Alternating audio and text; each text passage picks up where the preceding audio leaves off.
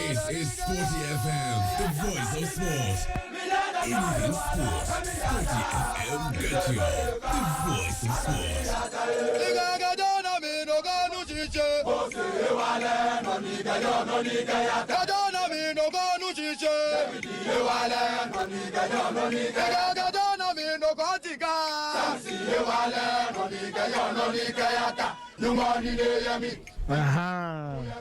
I don't hear that you know, no be. Something here, okay. No money near me.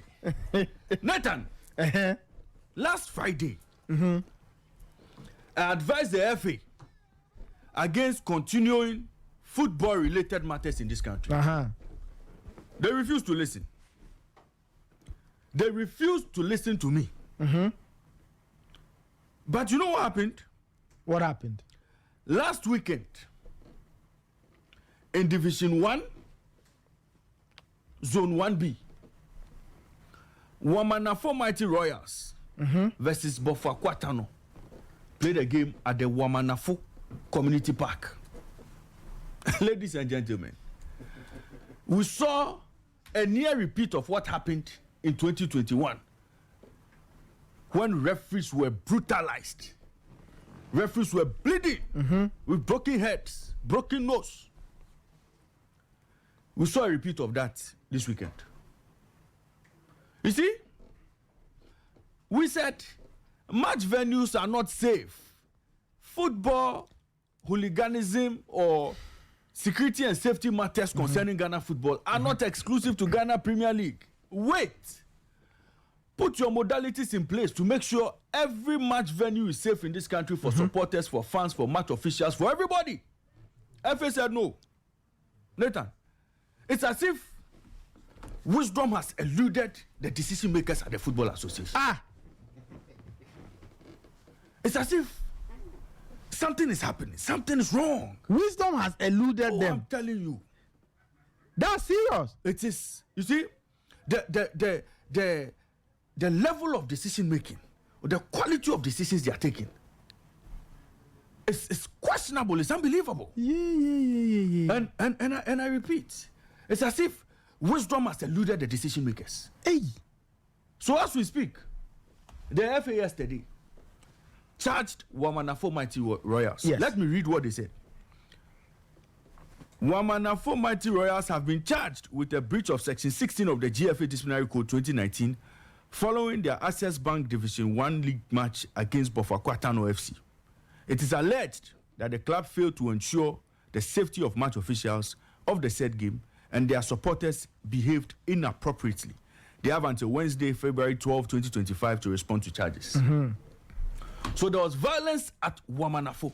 And you know the interesting part? Before the game, so I heard the PRO of Tano Boffa Kwa say, look, when we went for pre-technical meeting, they were told they were going to have 10 policemen.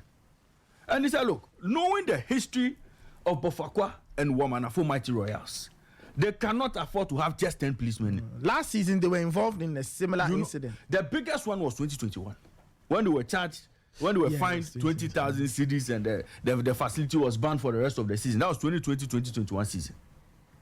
So knowing the history of both clubs and based on intelligence, 10 policemen were not going to be enough. He said, the general manager said, let's go ahead and play the game.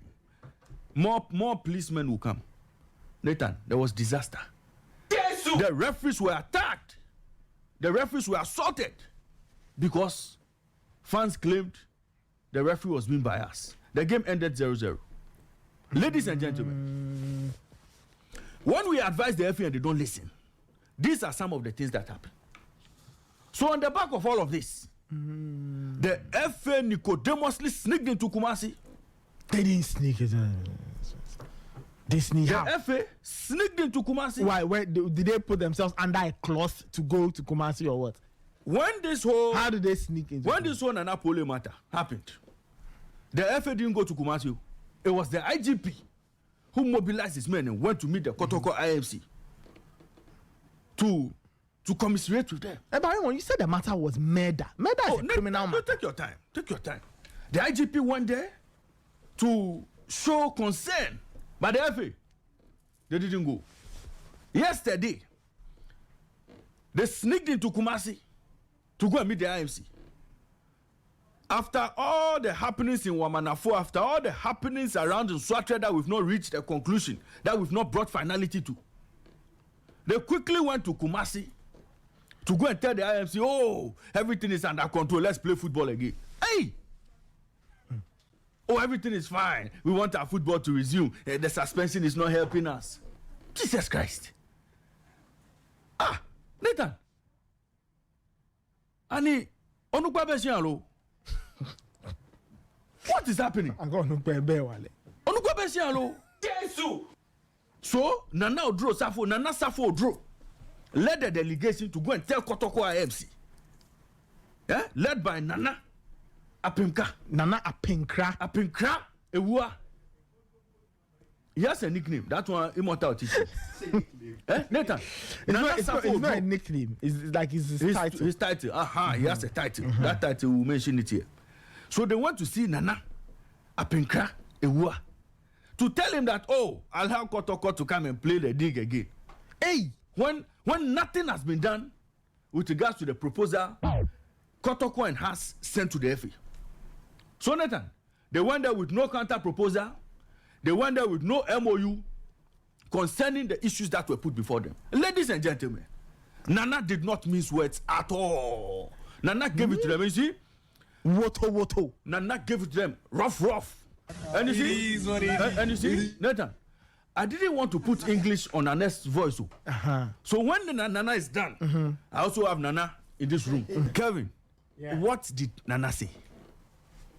Well, Raymond, yes. If you listen to Nana Apinkra, yes, I started from Galka. He said Galka, had to come there for the meeting, and if it wasn't for the meeting earlier, which happened in Accra, Galka wouldn't have gotten to Asante Kotoko to even commiserate with them.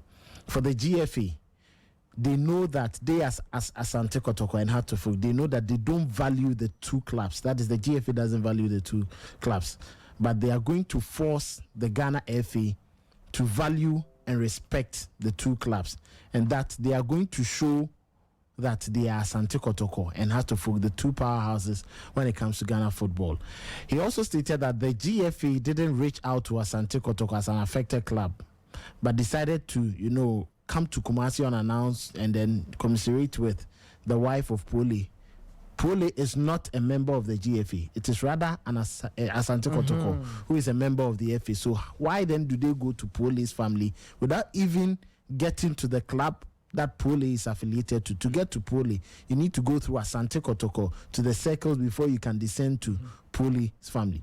He also says if the GFA wants to disregard all the petitions and concerns that they've put before them to address measures on security and safety in order to make competitions be played, they can go ahead, but Kotoko will see to it that all these measures are, resolved before they get into the competitions. They are not saying they are not going to play football again, but if the measures are not put in place, there is no way they are going onto the pitch to play football again.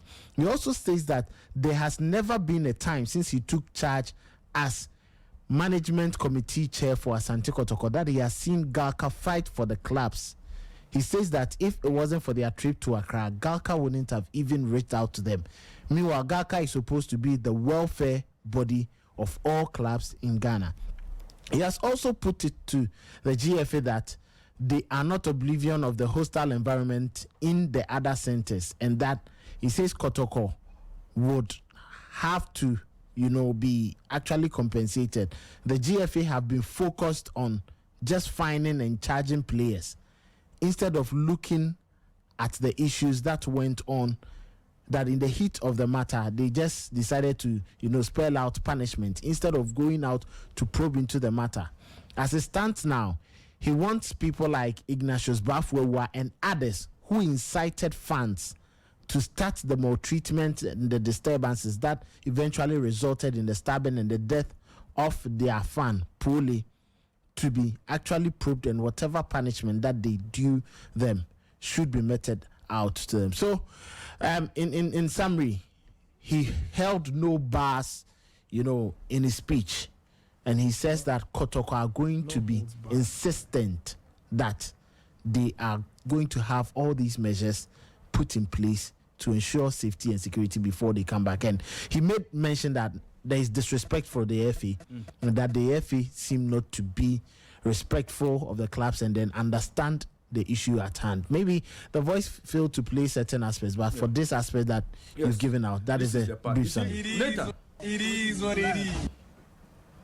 The long and short of the matter is that Nana Pinkra is saying, Kotoko, Hearts, until the proposal they put before the FA is met or is agreed on, they are not going to return to playing football. What are they asking for? That's what they are saying. Give us minimum 100 policemen for category A, category B matches. And in cases where category A, category B matches are high risk, give us 20 soldiers. They also went on to say, make sure we have CCTV cameras at all match venues. Make sure club licensing department gives us minimum standards that Premier League venues require or must meet. Very simple matters. Then he went on to say, look, if you want us to play football, make sure Hearts and Kotoko are given a seat at the decision-making table. Meaning that on the EXCO of Ghana Football Association, Kotoko and Hearts are not going into any mushroom election. Kotoko and Hearts are not going into any election that members are whipped to go and vote for particular people to come and take decisions concerning Kotoko and Hearts. They will not agree. So make sure at the EXCO there's a seat reserved for Kotoko and Hearts, and then you can vote for the other ones. These are the things they're asking for, among media rights and other matters. At this point, one will say Kotoko and Hearts have left it late, but it is better late than never. You see the songs, eh? Kotoko and Hearts have been sleeping for long. I see. Now they say they are up. They are going to fight for the best for Ghana football. Listen, do you know these two clubs have 202 years of experience under their belt? 202. 202 years of doing football in this country. And they cannot sit down for Ghana Football Association to continue to disrespect them. They cannot sit down for the wrong things to be done. Today in football, when you ask clubs, which game gave you your highest gate proceeds? They tell you, oh, the game we played against Hearts. The mushroom clubs, the small clubs. They'll tell you, oh, the game we played against Hearts, the game we played against Kotoko gave us our highest earning at the gate. So, Hearts and Kotoko still make things happen for those clubs. But when it comes to decision making in football, Kotoko and Hearts have to go into an election and make sure their candidate has deep pockets before he can get onto a school. That is not going to happen again. These two clubs must be at the table when decisions are taken. They are big enough.